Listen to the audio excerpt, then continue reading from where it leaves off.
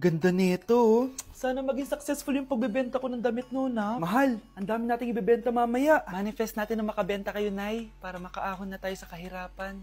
Hindi ako makapaniwalang nabili ko na yung pangarap kong tig 200,000 na relo. Wow, ang ganda niyan, Tay. Anak, tignan mo to binili sa akin ng tatay mo. Diba ang ganda? Hala, di ba mahal yan, Nay? Mas mahal pa to sa bahay ng kapitbahay natin, no? Magbebenta ulit kami mamaya para mas marami tayong pera. Anak, binilang kita ng kotse. Gamitin mo to pag pupunta ka ng school, ha? Ha? Tay, di ko naman po kailangan ng kotse. Kaya ko naman po mag-commute.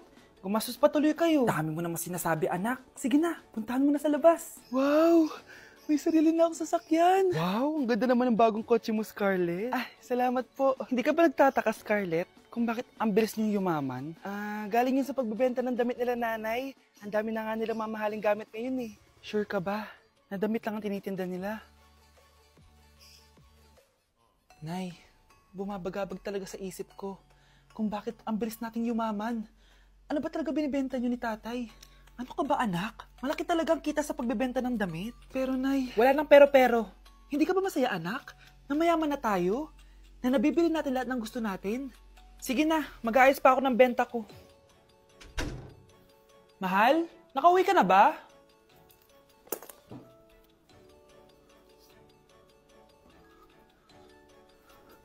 Ano ba talagang laman neto?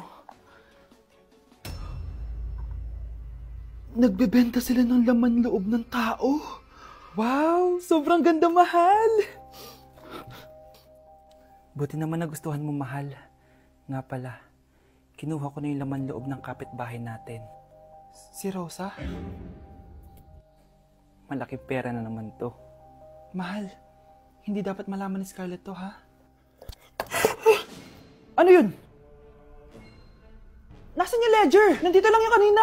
Ba't mo winala yung ledger, mahal? Nandun lahat ng mga sikreto natin. Sinong tao dyan?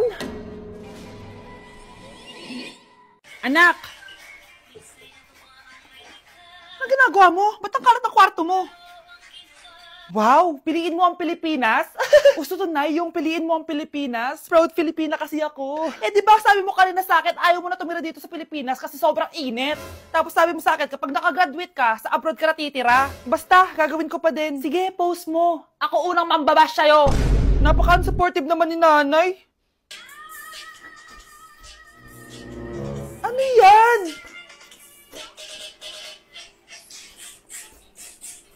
Kailan pa lagi sayaw yan? Eh, di ba transition yan? Ah, eto na po kasi uso ngayon, Nay, eh.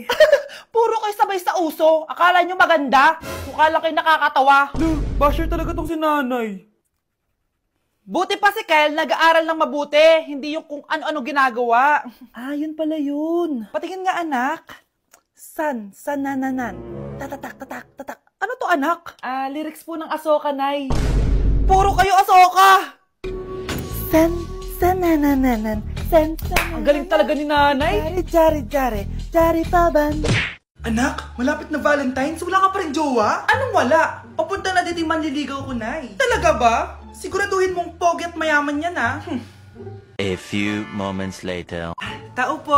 Ah, hello. Ito, para sa'yo. Konti lang to. Sana ma-appreciate mo. Wow, thank you. Anak, yan na ba yung manliligaw mo? Bakit parang di naman mukhang mayaman? Nay, ano ba? Ah, hello. Para sa'yo. Bagong iPhone, bagong iPad, car, at house and lot. May gusto ka pa ba? Ayan yung gusto ko. Yung mayaman. Yung ibibigay lahat ng gusto namin. Hindi ko man mabibigay lahat sa'yo, pero mamahalin kita ng tunay. Nagmamahalan nga kayo. Gutom naman. Ako piliin mo. Ibibigay ko sa'yo lahat. Anak, ayusin mo yung pagpili mo. Ikaw yung napili ko. Sabi na ako pipiliin mo. Ang napili kong i-busted. Ikaw yung gusto kong makasama. Na-appreciate ko lahat ng binigay mo sa akin. Ang bobo mo talaga, anak. Boss, pinapatawag ka na ng daddy mo sa mansyon. Sige, pupunta na ako. Hindi pala siya gold digger. Sasama kita. So, mayaman ka talaga? Yun naman pala. Sama din ako sa mansyon mo. Hindi pwede, Nay. Bawal sumama ang mga gold digger. Tara na, babe. Una na po kami.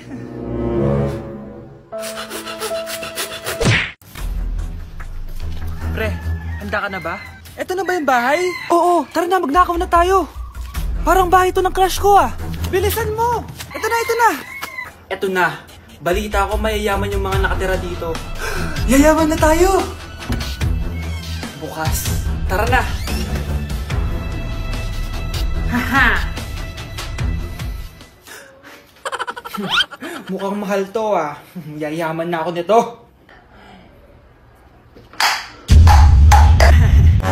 Anong ginagawa mo? Ano yun? Hala, may tao! Nay, nandiyan ka na ba? Anong ginagawa mo dito, Vince? Sino yan? Magnanakaw yan! Narinig ko kasi yung ingay, tapos nakita ko siya nagnanakaw. Ang galing mo naman, nahuli mo siya! Jojowain na talaga kita! Jojowain? Tatawag na ako ng polis! Ang isang 50% po ay mapupunta sa isa niyang anak. Ano? Baka yan yung isa naming anak na nawala? Oo, sa amin na lang yan. Ako! Ako ang isa pang anak ni Ramon. Oh, akala ko ba nawawala yung isang anak ni Ramon? Attorney naman, huwag ka maniwala dyan. May sakit kasi sa utak yan. Wala akong sakit, attorney. Maniwala ka, please. Kailangan ko pa ng sapat na ebidensya para maniwala ako sa'yo. Sige na, babalik na lang ako. Ito na ba yung bagong bahay ng anak ko? Ikaw, babae ka? Sinubukan mo pang agawin sa amin ang kayamanan ng tatay mo? Ang sama nyo, tita! Gusto nyo kunin lahat! Well, hindi naman maniniwala sa'yo si attorney dahil wala kang ebidensya. Tao po, attorney po ito. Nandiyan si attorney. Halika dito. Ayan, ikukulong muna kita dito sa bodega hanggat hindi ko pa nakukuha mga kayamanan. Yes, attorney. Hawak ko na ang 100% ng kayamanan ni Ramon. Nandito na ang titulo, papeles at cheque ng mga kayamanan niya. Ay! Salamat, attorney, ha? Scarlett, hindi ko na alam kung ano nangyayari sa nanay ko. Pero huwag ka mag-alala. Ako bahala sa'yo. Kailangan na matigil tong pinagagawa ni nanay. Tao po. Sino ka? Ako po yung nanay ni Scarlett, yung anak din ni Ramon. Totoo ba to? Pinagsasabi mong babae ka? Kami lang ang pamilya ni Ramon. Attorney, huwag ka magpaniwala dyan. Peke yan. Hindi to peke. Pwede mo ipacheck to sa attorney. Kaya ilabas mo na siya. Kinulong po ni nanay si Scarlett sa bodega. Ha? Anak?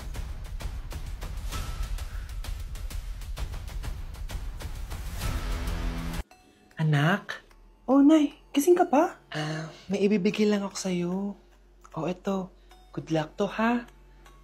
Dreamcatcher to, Nay, ah. Oo, anak. Ang sabi nila, magsabi ka lang ng wish mo dyan, matutupad. Malay mo naman, di ba? Thank you, Nay. Dreamcatcher. Matry nga to. Sana maging top 1 ako sa klase namin. Anak! Congrats! Bakit po, Nay? Ikaw daw ang top 1 sa klase nyo! Totoo ba, Nay? Totoo nga to.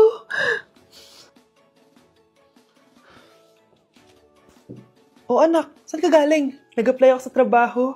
Ayoko naman maging pabigat sa inyo habang buhay. Sana makabawi na ako sa inyo. Ba't di mo nalang i-wish yan sa Dreamcatcher? Malay mo naman, di ba? Oo nga, no, Nay. Nay! Tanggap na ako sa trabaho! Ang laki pa ng sahod ko! O, di ba? Sabi ko naman sa'yo, anak eh. Deserve mo yan. Nay, sa wakas, makakabawi na rin ako sa inyo. Bes, alam mo, ang yaman mo na. Bakit di ka pa mag-asawa? Ay naku, Bes. Kung may magkakagusto man sa akin, ang gusto ko, mabait at responsable. Parang si Joshua. Naku, Bes. Si Joshua pa. Puro trabaho yan. Hi, Scarlett. Pwede ba tayong mag-lunch together mamaya? Sure, sige. Saan ba? Ayun. Oh, yan ang simula na love story nyo, ha? Ay, mahal. Grabe. Natupad na natin yung mga pangarap natin. May anak tayo, may malaki tayong bahay, may maayos tayong trabaho. Ay, sa wakas, proud ako sa ating dalawa, mahal.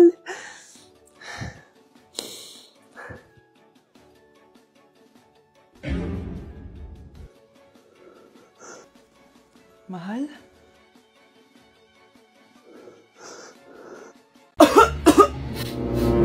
Anak, may trangkaso ka ba? Ang dami nababalita ngayon na lahat ng tao may sakit na. Wait lang ha, bilang kitang gamot, dyan ka lang. Sige po, Nay. A few moments later. Wala na po tayong bahay, Jessic. Ubus na po. Pogi, Ubus na ba yung Jessic nyo? Oo ma'am, nagkaubusan po eh. Lahat ng tao ngayon may trangkaso na. Ah, nabalitaan ko nga. O siya, sige. Saan kaya ako makakabili ng Biojesic nito? Yung anak ko. Biojesic ba hanap mo? Ah, oo. Meron ako ditong Biojesic, bagong gawa lang. Talaga? Baka fake yan ha? Magandang klase to. Parang naiba yung tsura. Di ba capsule yun nung linulunok? Eh, wala na yun. Ito na yung bago. Sinisuot na. Ay, ganun ba? O sige, pabili ako isa. Baka mas effective yan. Oo, eto. Balik ka ha. Anak, o eto, may nakita kang Biojesic. Inumin mo na. Singhutin mo. 1 hour later. Oh, anak, ba't nasa labas ka? Magaling ka na ba? Oo, Nay. Magaling na ako. Anak, okay ka lang ba? Oo, Nay. Para ako lumilipad. Alam niyo yun? Ako si Spider-Man!